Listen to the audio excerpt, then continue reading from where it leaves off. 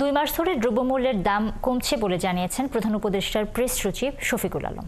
তার আশা জুনে মূল্যস্ফীতি 7% নেমে আসবে। Development journalist forum of Bangladesh ডিজেএফপির অনুষ্ঠানে তিনি এসব কথা বলেন।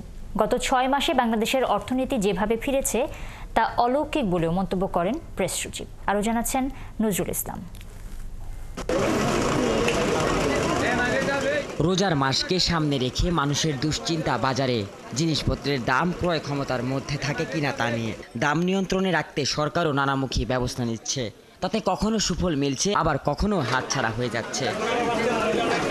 এমন অবস্থায় বুধবার ডিজেএফপির অনুষ্ঠানে প্রেস সচিব শফিকুল আলম জানান, দেশের অর্থনীতি ধসে যাওয়ার মতো অবস্থায় ছিল।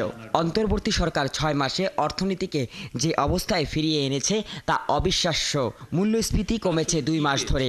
জুনের মধ্যেও মূল্যস্ফীতি 7% নেমে আসবে, জনজীবনেও স্বস্তি ফিরবে। আমরা আশা করছি এই ফেব্রুয়ারি অনওয়ার্ড আরও কমতে থাকবে এবং বাই জুনের মধ্যে এটা 7%-এর কাছাকাছি আসবে। তো এই 7%-এ আসা মানে হচ্ছে জনজীবনের স্বস্তি ফিরে আসা। শফিকুল আলম জানান, বৈদেশিক বিনিয়োগ আকৃষ্ট করতে চট্টগ্রাম বন্দরের দক্ষতা বাড়ানোর উদ্যোগ নেওয়া হয়েছে। একই সাথে শ্রমিকদের কর্মপরিবেশ ঠিক রাখা, জ্বালানি খাতে শৃঙ্খলা ফেরানোর উদ্যোগ নেওয়া হয়েছে বলেও জানান তিনি। আপনি যদি চিটাগাং পোর্টের ইফিসিয়েন্সি ঠিক না বাড়াতে পারেন, এই বাংলাদেশে ইনভেস্টমেন্ট ঠিক মতো আসবে না। চিটাগাং পোর্টটাকে আমার খুব এফিশিয়েন্ট করতে হবে। প্রেস সচিব জানান, দাম বাড়িয়ে জ্বালানি খাতে ডাকাতির ব্যবস্থা করেছিল বিগত সরকার।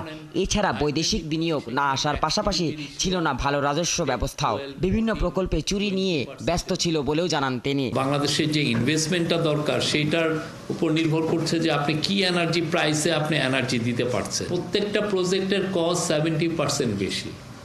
এই যে 70% যে বেশি, এটার মূল ইচ্ছা হচ্ছে যে আপনি কাউকে চুরির একটা আপনি বন্দোবস্ত করছেন। আওয়ামী লীগ সরকার প্রত্যেকটা প্রকল্পের ব্যয় 70% বেশি দেখিয়ে লুটপাট করেছে।